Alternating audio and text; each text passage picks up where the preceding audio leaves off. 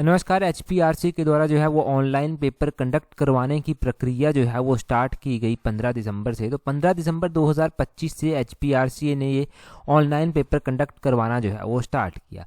15 दिसंबर को जो पहली शिफ्ट हुई थी, फर्स्ट शिफ्ट जो हुई थी, वही हम यहाँ पर जो है वो डिस्कस करने वाले हैं। जितने भी शिफ्टों के पेपर हमारे पास पहुँचे हैं, ऐसा नहीं है कि एक ही शिफ्ट डिस्कस करेंगे, और भी जो पेपर हमें पहुँचे हैं हमारे पास आकर, उन सबको हम डिस्कस करेंगे। अब देखिए, जिन भी एस्पिरेंट्स ने हमें पेपर सेंड किए हैं उन सब का तहे दिल से बहुत बहुत धन्यवाद। और हम यहाँ पर सेक्शन वाइज ही डिस्कशन को स्टार्ट करेंगे। सबसे पहले हम हिमाचल प्रदेश जीके के क्वेश्चन जो है वो डिस्कस करेंगे, उसके बाद हम आगे जो है वो बढ़ेंगे। तो हिमाचल जीके के लगभग 10 क्वेश्चन जो था वो यहाँ पर पूछे गए थे। और हिमाचल जीके का अगर हम पहला क्वेश्चन देखते हैं, अगर देखेंगे पहला क्वेश्चन, तो क्वेश्चन नंबर 19 में ये पहला क्वेश्चन पूछा गया। बोलते हैं, as per the periodic labour force survey, जिसको PLFS बोला गया 2023-24, usual status age 15+, what is the unemployment rate in Himachal Pradesh reported by the government of India. तो बोलते हैं कि अनएम्प्लॉयमेंट रेट हिमाचल प्रदेश में जो है वो कितनी रिपोर्ट की गई है as per periodic labour force सर्वे। अगर हम पीरियडिक लेबर फोर्स सर्वे का डाटा देखते हैं तो 4.3 जो है वो यहाँ पर अनएम्प्लॉयमेंट रेट जो है वो दर्ज की गई है। कितनी? 4.3। मिशन एलाइड में हम इसके बारे में डिटेल से भी पढ़ चुके हैं, परंतु एक बार फिर से बताऊंगा। देखिए, ये डाटा पूछा गया है 2022-23 के अनुसार। तो 2022-23 के अनुसार आपने ध्यान रखना है कि हिमाचल प्रदेश की जो अनएम्प्लॉयमेंट रेट रही है वो कितनी रही है। तो वैसे तो ये 4.4% रही है अकॉर्डिंग टू इकोनॉमिक सर्वे 2023-24। और अगर हम अनएम्प्लॉयमेंट रेट की बात करते हैं PLFS 2023-24 के अनुसार, तो ये जो पीरियडिक लेबर फोर्स सर्वे रहा है 2023-24 का, इसके अनुसार हिमाचल की जो अनएम्प्लॉयमेंट रेट रही है वो 5.4% जो है वो रही है। तो 2023-24 का भी ध्यान रखना है, यहाँ पर थोड़ा पुराना पूछा गया था।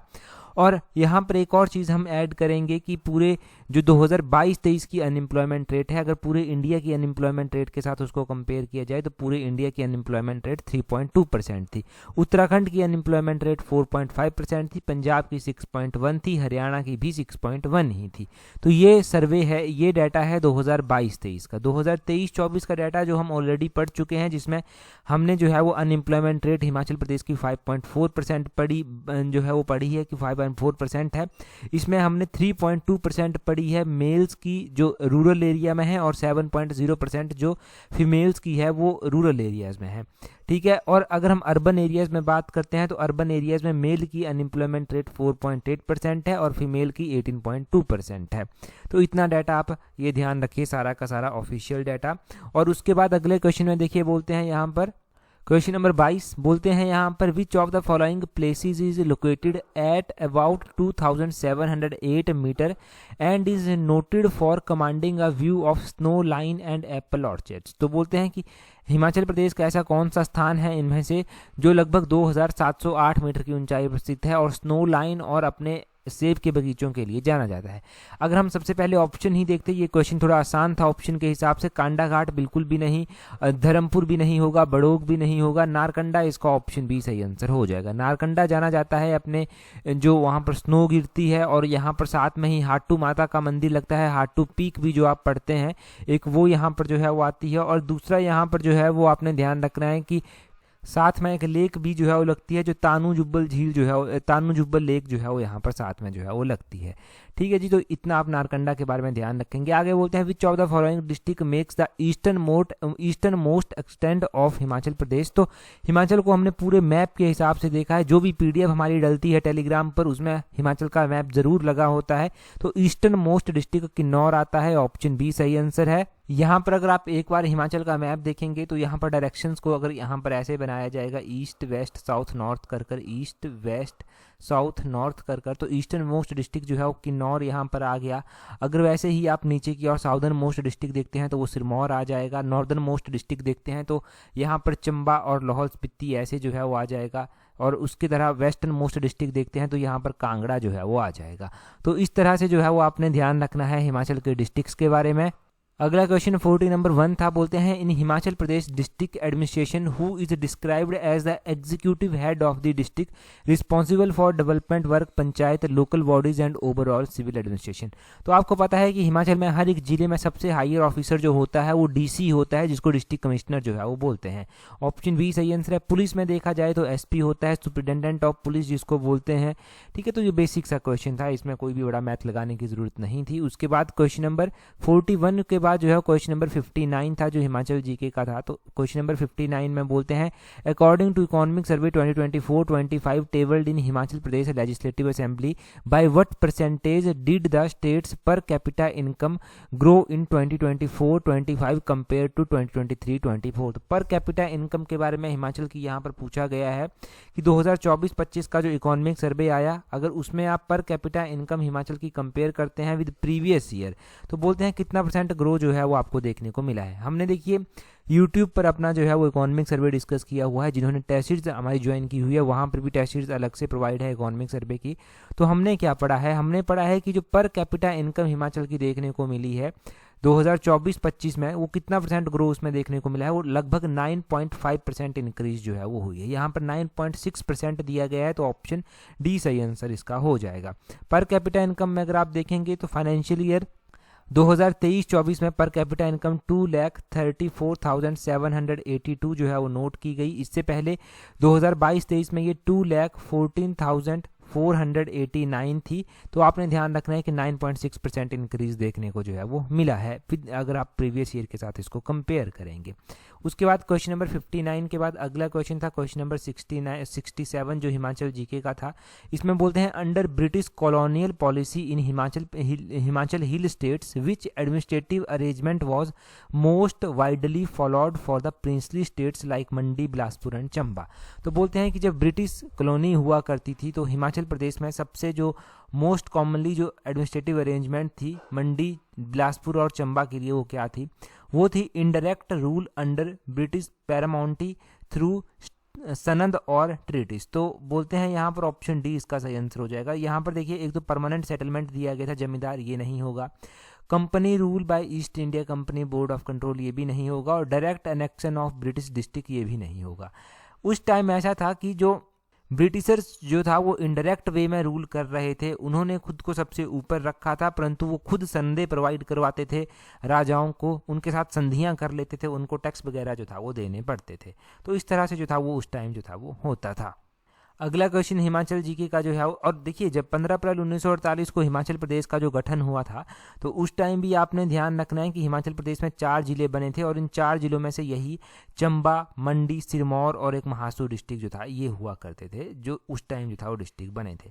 अगला क्वेश्चन हिमाचल जीके का अगर आप देखेंगे तो 94 नंबर क्वेश्चन हिमाचल जीके का यहाँ पर आता है। बोलते हैं यहाँ पर द बेथुला यूटिलीज, जिसको हिमालयन बिर्च भी बोला गया, used traditionally for manuscript writing in is found in which of the following Himachal Pradesh. तो बोलते हैं कि ये जो बैथुला यूटिलीज है, जिसको जो है वो हिमालयन बर्च भी बोलते हैं ये ट्रेडिशनली मैनस्क्रिप्ट राइटिंग के लिए जो है वो इस्तेमाल होता है, और कौन से जोन में ये जो है वो इस्तेमाल होता है, तो ये सब एल्पाइन जोन में जो है वो होता है। ऑप्शन इसका ए सही आंसर हो जाएगा। अब देखिए यहाँ पर मैं एक चीज़ जोड़ता हूँ, न्यूज़पेपर रीडिंग कितना ज़रूरी है। अगर आप न्यूज़पेपर रीडिंग करते हैं तो इस तरह के क्वेश्चन तो ऐसे ही सॉल्व हो जाएंगे। ये जो यहाँ पर नाम दिया गया है ना बैथुला यूटिलीज, जिसको हिमालयन बर्च बोला गया, ये है क्या, हिंदी में इसको भोजपत्र जो है वो बोलते हैं। और कुछ दिन पहले ही जो है वो भोजपत्र के बारे में द ट्रिब्यून में एक न्यूज़ भी आई थी कि पांगी में जो है वो कुछ भोजपत्र पकड़े गए, वो उनकी लीगल ट्रेडिंग हो रही थी। तो वहाँ से ये क्वेश्चन इजीली सॉल्व हो जाते हैं। ये सब अल्पाइन जोन में पाया जाता है। और सब अल्पाइन जोन में कौन से डिस्ट्रिक्ट हैं हिमाचल के, सब अल्पाइन जोन में यही चंबा, किन्नौर, चंबा का पांगी क्षेत्र, लाहौल स्पीति, किन्नौर, यही जो है वो सब अल्पाइन जोन में जो है वो आते हैं। तो ऐसे क्वेश्चन सॉल्व होते हैं। और ये क्वेश्चन देखना आप हमारी गिरिराज पत्रिका में दिसंबर महीने में आएगा भी। अगले क्वेश्चन में बोलते हैं Atal tunnel reduces the road distance by how many kilometres between Manali and Leh. तो बोलते हैं कि अटल टनल ने जो है वो मनाली और लेह के बीच में जो है वो डिस्टेंस कितनी रिड्यूस जो है वो की है। अगर हम अटल टनल की बात करते हैं तो उसने लगभग 46 किलोमीटर, ऑप्शन ए इसका सही आंसर हो जाएगा। अटल टनल ने जो है वो 46 किलोमीटर जो है वो डिस्टेंस रिड्यूस की है। और अटल टनल के बारे में हमने पढ़ा है कि ये 9.02 किलोमीटर लंबी टनल है। पीर पंजाल रेंज में, ईस्टर्न जो पीर पंजाल रेंज है उसमें जो है ये आती है। इसको जो है वो अटल बिहारी वाजपेयी जी के नाम पर जो है वो रखा गया है। पहले इसको रोहतांग टनल जो था वो बोलते थे।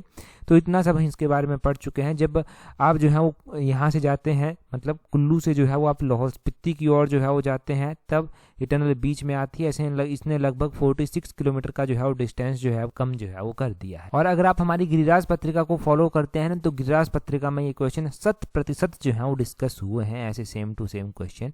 ऐसे मैक्सिमम क्वेश्चन करंट अफेयर के वहीं से कवर हुए हैं, कोई भी क्वेश्चन बाहर से नहीं था। वैसे क्वेश्चन नंबर 136 देखिए, वो भी हिमाचल जीके का ही है। बोलते हैं यहाँ पर what is the normal term of Himachal Pradesh legislative assembly unless sooner dissolve. तो बोलते हैं कि जो हिमाचल प्रदेश लेजिस्लेटिव असेंबली है, विधानसभा, उसके डिसॉल्व होने की टर्म क्या है। तो 5 साल जो है वो किसी भी हिमाचल ही क्या किसी भी लेजिस्लेटिव असेंबली की जो है वो टर्म है, नॉर्मल टर्म 5 साल में ही जो है वो समाप्त होती है। ठीक है, अगला हिमाचल का क्वेश्चन जो था वो 172 नंबर क्वेश्चन जो था वो था। तो 172 नंबर क्वेश्चन देखते हैं। बोलते हैं Minjar Mela, a major cultural fair symbolised by maize and paddy tassels, is primarily celebrated in which district of Himachal Pradesh, in which town. तो बोलते हैं ये चंबा में जो है वो सेलिब्रेट होता है, और इसको हम पढ़ भी चुके हैं। तो ये हिमाचल जीके के क्वेश्चन यहाँ पर कवर हुए। देखिए, अगर आप तैयारी कर रहे हैं अपकमिंग HPRC के, पटवारी, HPRC के TGT एग्जाम के लिए, और कॉम्प्रिहेंसिव वे से अपनी स्टडी को प्रॉपर शेप देना चाहते हैं, और देखिए अगर आप दूरदर्शिता रखते हैं, आप चाहते हैं कि आपका सिलेबस कॉम्प्रिहेंसिव वे में अभी से कवर हो सके, तो ये टेस्ट सीरीज आपके लिए बहुत ज़्यादा हेल्पफुल होने वाली है।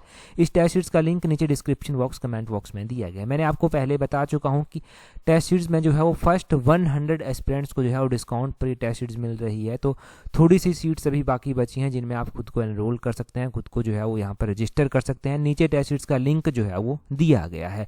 अभी हम जो है वो ओवरऑल जीके से जो है वो डिस्कशन को स्टार्ट करेंगे। तो क्वेश्चन नंबर 13 से ही जो है वो ओवरऑल जीके चलेगी। तो क्वेश्चन नंबर 13 सबसे पहले देखेंगे। बोलते हैं रोजगार के संदर्भ में राजकोषीय नीति का मुख्य उद्देश्य क्या है। पेपर देखो इंग्लिश मीडियम में भी होता है, हिंदी मीडियम में भी होता है। अगर आप इंग्लिश मीडियम अडॉप्ट करेंगे तो इंग्लिश में क्वेश्चन देख पाएंगे, हिंदी में करेंगे तो हिंदी में देख पाएंगे। अब देखो जिस भी एस्पिरेंट्स का ये पेपर है, उन्होंने क्या किया है, उन्होंने जो है वो क्वेश्चन नंबर 13 को हिंदी में पढ़ना चाहा, तो उन्होंने हिंदी मीडियम कर दिया और उसका आंसर हिंदी में ही किया है। तो आप भी ऐसे कर सकते हैं, जिस मीडियम में आपको पढ़ना है उसमें टिक कर सकते हैं। रोजगार के संदर्भ में जो राजकोषीय नीति है, मॉनेटरी पॉलिसी है, उसका मुख्य उद्देश्य है पूर्ण रोजगार प्राप्त करना। तो इसका ऑप्शन डी जो है वो सही आंसर हो जाएगा क्वेश्चन नंबर 13 का।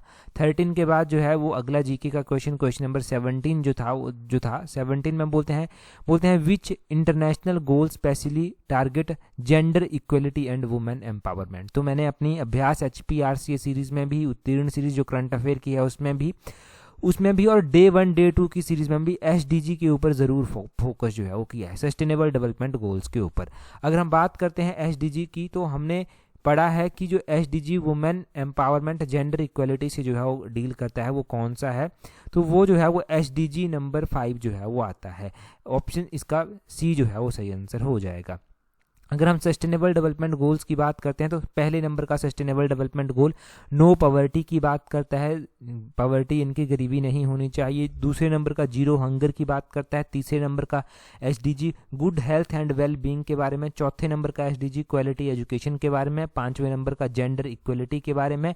छठे नंबर का क्लीन वाटर एंड सैनिटेशन के बारे में। सातवें नंबर का जो है वो अफोर्डेबल एंड क्लीन एनर्जी के बारे में बात करता है। आठवें नंबर का जो है वो बात करता है decent work and economic growth के बारे में। और 9वें नंबर का जो SDG है वो बात करता है इंडस्ट्री, इनोवेशन एंड इंफ्रास्ट्रक्चर के बारे में।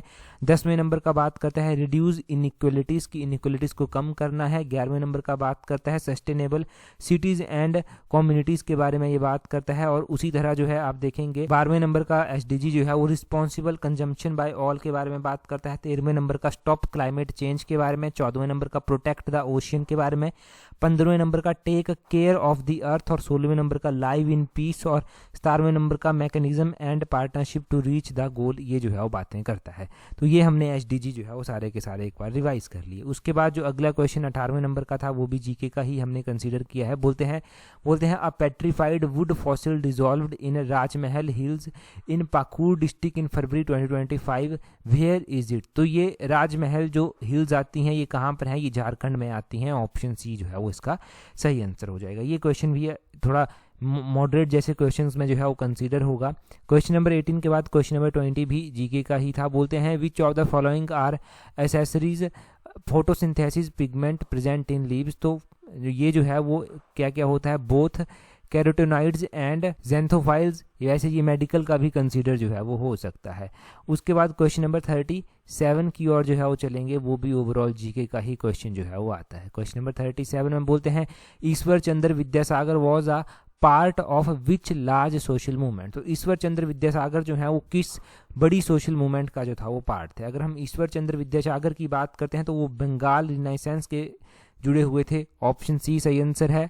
ये 19th सेंचुरी के जो है वो ग्रेट एक स्ट्रगलर हुआ करते थे, सोशल रिफॉर्मर हुआ करते थे। इन्होंने विडो रीमैरिज को लेकर भी जो था वो आवाज़ उठाई थी। तो हमने जब भी पढ़ा है तो हमने दो चीज़ें इनके बारे में पढ़ी है। एक तो इन्होंने विडो रीमैरिज को लेकर जो है उसके खिलाफ जो है वो आवाज़ उठाई। इनको फादर ऑफ बंगाली प्रोज भी बोलते हैं और इन्होंने बंगाल रिनाइसेंस के बारे में भी जो है वो आवाज़ उठाई थी। तो ये हमने इनके बारे में पढ़ रखा है। यहाँ पर कुछ और भी जो है वो मूवमेंट दिए गए हैं। एक यहाँ पर सिविल डिसोबीडियंस मूवमेंट जो है वो दिया गया है। ये जो सिविल डिसोबीडियंस मूवमेंट है, जिसको आप हिंदी में जो है वो सविनय अवज्ञा आंदोलन भी जो है वो बोलेंगे, ये सविनय अवज्ञा आंदोलन जो है वो 1930 में जो था वो लॉन्च हुआ था। अब सिविल डिसोबीडियंस मूवमेंट जो है वो समाप्त कब हुआ था, 1930 से स्टार्ट होकर ये लगभग 1934 तक जो था वो चला था। यहाँ पर जो है वो स्वदेशी मूवमेंट भी जो है वो दिया गया है। स्वदेशी मूवमेंट की अगर हम बात करते हैं तो ये कब स्टार्ट हुआ था इसके बारे में पता होना चाहिए कि स्वदेशी मूवमेंट जो स्टार्ट हुआ था वो लगभग 1905 में जो था वो स्टार्ट हुआ था। भक्ति मूवमेंट की हम बात करते हैं कि भक्ति मूवमेंट जो है ये क्या मूवमेंट है और इसके बारे में क्या पता होना चाहिए। भक्ति मूवमेंट में आपको पता होना चाहिए कि इसमें अलग अलग सूफी संत जो है वो आए, तो उनके बारे में थोड़ा डिटेल से जो है वो हो जाता है। अगले क्वेश्चन में अगला क्वेश्चन 37 के बाद अगर आप जीके का देखेंगे तो सीधा हम 54 नंबर क्वेश्चन की ओर जो है वो चलेंगे। 54 नंबर क्वेश्चन में बोलते हैं on which date was a national civil services day celebrated in 2025 in New Delhi and was addressed by prime minister of India. तो बोलते हैं कि ये जो नेशनल सिविल सर्विस डे था ये कब मनाया गया। हमने बहुत बार national civil service day discuss किया है। इनफैक्ट हमने जो है इसके बारे में क्यूज भी डाले हुए हैं टेलीग्राम में। तो ये डे जो है वो 21 अप्रैल को मनाया जाता है। ऑप्शन बी इसका सही आंसर है। अभी जो 2025 में नेशनल सिविल सर्विस डे मनाया गया है, इसकी जो थीम रखी गई थी वो रखी गई थी हॉलिस्टिक डेवलपमेंट ऑफ इंडिया। एक तरह से ये इसकी थीम रखी गई थी।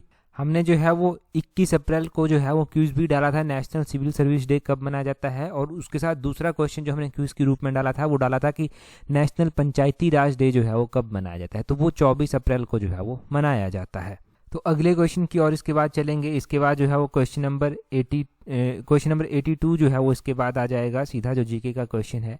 तो क्वेश्चन नंबर 82 में देखिए क्या पूछा गया है। क्वेश्चन नंबर 82 में बोलते हैं यहाँ पर which city hosted the NATO summit on 24-25 June 2025 discussed for bolstering defence spending committee among the members state. तो बोलते हैं कि ये नाटो समिट कहाँ पर हुई। नाटो समिट की बात यहाँ पर की जाए तो नाटो समिट हुई थी द हेग नीदरलैंड में। ऑप्शन ए इसका सही आंसर हो जाएगा। और अगर जो हमने डे 1 डे 2 की सीरीज स्टार्ट की है, डे 4 की सीरीज अगर आप देखेंगे ना तो डे 4 की सीरीज में दूसरे नंबर का ही क्वेश्चन हमने ये पढ़ा है कि 2025 जून 2025 में नाटो समिट कहाँ पर हुई, तो वो नीदरलैंड हेग में जो है वो हुई है। और मैंने कहा है कि जितना आप सपोर्ट करेंगे वो डे 1 डे 2 की सीरीज ऐसी है कि हर एक सीरीज से आपको क्वेश्चन एग्जाम में देखने को मिलेगा ही मिलेगा। हर एक क्वेश्चन वहाँ से जो है वो आपकी मेरिट जो है वो निर्धारित करेगा। बशर्ते क्वेश्चन आपको याद खुद से रखने ही पड़ेंगे, क्वेश्चन और उनके आंसर आपको याद रखने ही पड़ेंगे। अगला क्वेश्चन हम देखेंगे तो 84 नंबर का क्वेश्चन जीके का था। बोलते हैं studies of medicinal plant based on the ancient literature and it's investigation in the modern light is called. तो उसको जो है वो एथनोलॉजी जो है वो बोलते हैं। और उसको जो है वो एथनोबॉटनी भी जो है वो बोलते हैं। ऑप्शन इसका डी सही आंसर जो है वो आ जाएगा। वैसे बॉटनी में भी ये ऐड हो सकता था क्वेश्चन, क्योंकि मेडिकल का पेपर था। अगला क्वेश्चन जो जीके का आएगा वो क्वेश्चन नंबर 97 जो है वो आएगा। क्वेश्चन नंबर 97 में बोलते हैं which of the following does not share border with the Indian state Sikkim. तो सिक्किम के साथ इनमें से कौन सा बाउंड्री शेयर नहीं करता। आंसर देख लीजिए पहले, सीधा ही बांग्लादेश नहीं करता, ऑप्शन बी सही आंसर हो जाएगा। यहाँ पर मैप में देखेंगे तो ये सिक्किम आता है, सिक्किम की कैपिटल गंगटोक में जो है वो आती है। वेस्ट बंगाल इसके साथ बाउंड्री शेयर करता है, भूटान करता है, नेपाल करता है। तो ये 3 इसके साथ बाउंड्री शेयर करते हैं। ऊपर की ओर जो है यहाँ पर अगर आप देखेंगे तो यहाँ पर चाइना तिब्बत जो है वो लगता है। यहाँ पर बांग्लादेश दूर रह जाता है, तो बांग्लादेश इसके साथ बाउंड्री शेयर नहीं करता। मैप जो है वो दिमाग में हमेशा होना चाहिए, वो एक क्वेश्चन 1 नंबर पक्का करता है आपका। और ऐसे क्वेश्चन गलत होने का मतलब है कि आप मेरिट में बहुत पीछे जो है वो जा रहे हैं। 98 क्वेश्चन भी जीके का है। बोलते हैं which of the following BT crops are currently grown commercially in the USA. इसके पीछे की लंबी कहानी है, परंतु मेज और कॉटन आप याद रखिए, मेज और कॉटन जो है वो यूएसए में बोए जाते हैं। ऑप्शन सी इसका सही आंसर है। उसके बाद 105 नंबर का क्वेश्चन था जो जीके का क्वेश्चन जो था वो था। इसमें क्या पूछा गया है, बोलते हैं right to education act 2009 was enacted to implement which constitutional provision. तो बोलते हैं कि ये जो राइट टू एजुकेशन है ये कौन से आर्टिकल के तहत आता है। ये आर्टिकल नंबर 21A के तहत आता है, फंडामेंटल राइट्स में जो है ये आता है। यहाँ पर आर्टिकल 19, आर्टिकल 39, आर्टिकल 45 दिया गया है। यहाँ पर आर्टिकल नंबर 19 दिया गया है ऑप्शन में। आर्टिकल नंबर 19 बात करता है protection of certain rights regarding freedom of speech. Freedom of speech के रिगार्डिंग ये बात करता है। आर्टिकल नंबर 39 जो है वो वेलफेयर स्टेट की बात करता है। और आर्टिकल नंबर 45 की बात करें तो वो बात करता है provision for early childhood care and education to children below the age of 6 year, मतलब 6 साल। मतलब इसमें बात की जाती है जो अर्ली चाइल्डहुड केयर जो दी जाती है, मतलब जो आंगनवाड़ीज वगैरह हैं 6 साल से पहले जहाँ पर बच्चे की ग्रोथ हो सके, उसकी बात जो है वो यहाँ पर की जाती है आर्टिकल नंबर 45 में। तो ये आर्टिकल हमने क्लियर कर लिए।